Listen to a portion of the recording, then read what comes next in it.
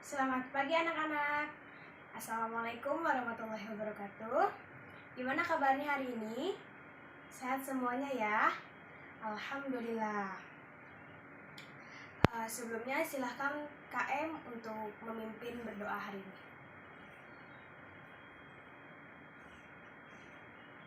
Alhamdulillah. Baik, hadir semuanya hari ini. Saya absen saja ya. Adrian, Andin, Asep, Akbar, Bila, Bintang, Cinta, Dita, Dika, Zainab. Alhamdulillah hadir semuanya ya hari ini. Sebelum pada materi pembelajaran, ada yang ingat tidak minggu lalu kita belajar mengenai materi apa? Ya Adrian? Betul ya, jadi minggu lalu itu kita belajar membahas materi mengenai teks eksplanasi. Nah, ada yang masih ingat tidak apa itu teks eksplanasi? Ya Dika? Betul ya, jadi teks eksplanasi merupakan teks yang berisi tentang proses bagaimana dan mengapa sebuah fenomena bisa terjadi. Nah, fenomena tersebut dapat berupa fenomena alam, fenomena sosial, ilmu pengetahuan, dan budaya yang terjadi di kehidupan kita sehari-hari. Nah, untuk pembelajaran hari ini, kita akan membahas materi mengenai teks ceramah. Pasti kalian sudah pernah mendengar atau pernah melihat orang yang sedang berceramah ya. Pasti mungkin tidak asing lagi melihat orang yang sedang berceramah. Nah, baik, sebelum Ibu memberikan tugas kepada kalian, Ibu akan memberitahu apa itu teks ceramah. Teks ceramah adalah teks yang berisi suatu pemberitahuan atau penyampaian informasi di depan halayak umum dengan tujuan untuk meyakinkan dan menambah wawasan para pendengar. Baik anak-anak, sebelum kalian mengerjakan tugas, kalian harus mengetahui apa saja dasar-dasar yang ada pada teks ceramah. Ada yang tahu apa saja? Ya, bagaimana, Asep? Betul sekali, dasar-dasar ceramah atau dasar-dasar public speaking itu ada 3. Yang pertama ada listener atau pendengar. Tujuan dari pembicara adalah pendengarnya dapat mengerti apa yang disampaikan sekaligus berdampak terhadap pendengarnya. Maka itu, kalian harus memperoleh sebanyak mungkin informasi mengenai mendengar kalian sebelum berceramah. Lalu yang kedua ada speaker atau pembicara. Nah, saat menjadi pembicara, sebaiknya kalian menganalisis dahulu siapa pendengar kita serta memahami materi yang akan disampaikan. Jadi jangan kalian mengisi di sekolah tapi materinya materi lain. Nah, jadi harus sinkron ya antara materi dengan pendengar. Lalu yang ketiga ada feedback atau umpan balik.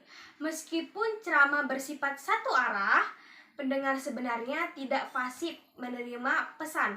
Biasanya pendengar akan menunjukkan feedback berupa nonverbal seperti menganggukkan kepala, tersenyum, dan mengerutkan dahi, dan lain-lainnya. Contohnya seperti ketika pembicara mengucapkan salam, maka pendengar tersebut akan menjawabnya. Seperti itu ya.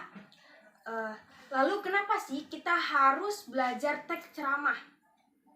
Seperti yang kita ketahui, banyak sekali berita provokasi negatif maupun hoax yang tersebar luas. Nah, dengan memahami teks ceramah ini akan membantu kalian untuk menghindari hal-hal seperti itu. Lalu setelah kalian mengetahui dasar-dasar ceramah atau dasar-dasar public speaking, setelah itu kalian harus mengetahui struktur apa saja yang ada di dalam teks ceramah.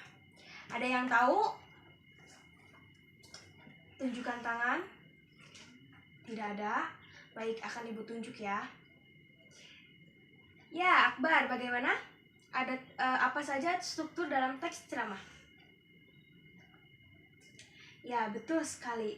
Struktur teks ceramah itu ada 3, sama seperti dengan dasar-dasar public speaking ya. Struktur ceramah itu yang pertama ada pengenalan isu. Nah, di dalam bagian pengenalan isu ini, kalian harus mampu memperkenalkan serta memberi gambaran umum terkait topik yang akan dibahas. Contohnya, saat kepala sekolah ceramah, ia ingin mendisiplinkan para siswanya sehingga dapat memberikan gambaran mengenai isu kedisiplinan terlebih dahulu. Yang kedua yaitu rangkaian argumen. Pada bagian rangkaian argumen ini, buatlah argumen-argumen yang dapat membuat pendengar kalian terbawa suasana ya. Jangan lupa di setiap argumen yang kalian berikan harus diberi dengan fakta ya. Misalnya menambahkan sumber penelitian. Lalu yang ketiga ada penegasan kembali. Nah, di bagian terakhir ini kalian dapat menegaskan kembali isu dan fakta yang sudah dijelaskan sebelumnya. Oh ya, jangan lupa untuk memberikan saran serta pesan-pesan kalian ya. Nah, itu materi teks ceramah. Untuk tugasnya, setiap siswa membuat ceramah lalu ditampilkan di hadapan teman-teman kalian. Judul ceramahnya dan kalian akan menggunakan tokoh siapa. Setelah dikocok, nanti akan ketahuan, misalkan kalian kebagian tokoh Bapak Insinyur Soekarno. Nah, kalian akan menyampaikan ceramah tersebut yang bersangkutan dengan Bapak Insinyur Soekarno tersebut ya. Oke. Sebelum saya akhiri pembelajaran kali ini, ada yang ingin ditanyakan? Ya, gimana Jenab? Oh ya, untuk urutan tampilnya itu nanti pas dikocok bagian tokohnya di situ dituliskan nomornya. Nah, nomor yang tertera tersebut adalah nomor urutan tampil kalian. Waktu pengerjaannya adalah 1 minggu dimulai hari ini ya. Mudah-mudahan sebelum 1 minggu kalian sudah bisa tampil. Oh ya, untuk kostumnya kalian menyesuaikan dengan tokohnya ya. Kalau bisa, kalau tidak pun tidak apa-apa. Lebih bagus menggunakan kostum yang sesuai dengan tokohnya. Kalau tidak bisa pun tidak apa-apa ya. Oh ya, kalian persiapkan saja ya. Semangat ya. Nanti akan dipilih 3 siswa terbaik dalam penampilan teks ceramah ini dan akan diberikan hadiah oleh ibu. Alhamdulillah, pembelajaran untuk hari ini ibu cukupkan saja. Terima kasih. Tadi sudah antusias untuk menjawab pertanyaan dan mengajukan pertanyaan. Ibu sangat mengapresiasi sekali atas kekompakan kalian, kesungguhan kalian dalam memahami materi. Semoga apa yang didapat hari ini bisa bermanfaat untuk kalian semua ya. Baik, untuk mengakhiri pembelajaran kita hari ini, mari kita ucapkan Alhamdulillahirabbil alamin. Baik, mungkin cukup sekian pembelajaran hari ini. Sampai jumpa minggu depan. Jangan lupa tugasnya dikerjakan. Persiapkan penampilan terbaik kalian. Wassalamualaikum warahmatullahi wabarakatuh.